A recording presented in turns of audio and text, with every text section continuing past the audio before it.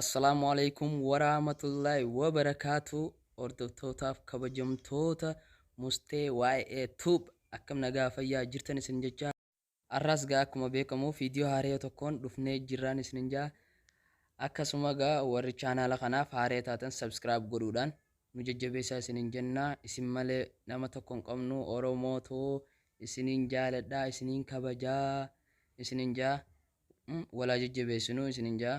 Yo videoon kun isin tole like godhu hin dagatinaa yaada yoo qabaattan comment isin jaa gara videoodha. Akkuma si argina wal barru bareedu akkaanani tan barteetta baddu eessan nabee ta'anii naaf taatu malee hin qoblo'anii tan sabdu anaa miti gowwaa laalladhu boof nan kosto'anii gowwaa laalladhu boof nan kosto'anii. Aadaa hin baafne wal baruun dur jirti gaafateetuma wal baranamuu akka aadaatti mee walumaa barru mee maalumaaf nabbootte yaa qashti mee maalumaaf nabbootte yaa qashti. Nama namtanii akka gaararraatti torba jijjiiramtanii karaa irratti baatanii nama lakkaftanii meeqaffaan gochuuf na gaafatte bo'aati.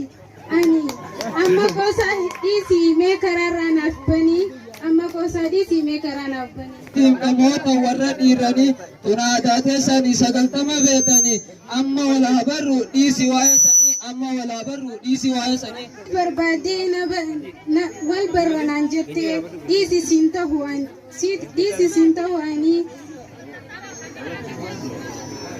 nan dhaabin daandiirraa karaa naaf lakkisii laalladhu tan biraa nan dhaabin daandiirraa karaa naaf lakkisii laalladhu tan biraa. Dhaabaa dhaabbanni ta'e halaalaa mul'ata iji kan ta'e urjii hidhiin ta'e buskuta chaabistikiin kan ka'e fireecha fakkaata.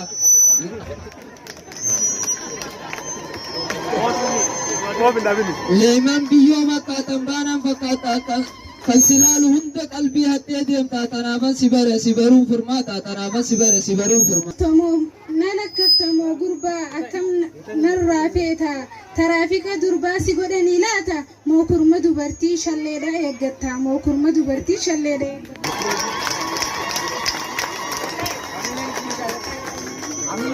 Lakkii waa akkanaa miti yaada hoo hin hubanne rabbumaatu fidee miidhaga siifanne malee hojiin qaba sila kaffin dhumne malee hojiin qaba sila kaffin dhumne. Irraa maal godhaa Oromoon safuu qaba yoo wal jaalatellee daandii dhufuun qaba yoo wal jaalatellee daandii dhufuun qaba yoo makka kanaatti daandiirra wal dhaaba yoo makka kanaatti daandiirra wal dhaaba.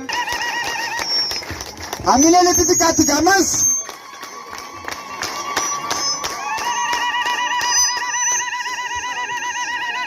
Dhugaa jette qashtii shaggee mootii dubraa Oromoon safuu qaba waliin dhaabu daandiirra karaa addaa ta'een dhufaata dhiifama tanarraa karaa addaa ta'een dhufaa dhiifama tanarraa. Uumaa of barraan ganama ilma Oromoo taanaan anilleen teetuma eenyummaa kee beekii tanumaan siif dhaama eenyummaa kee beekii tanumaan siif.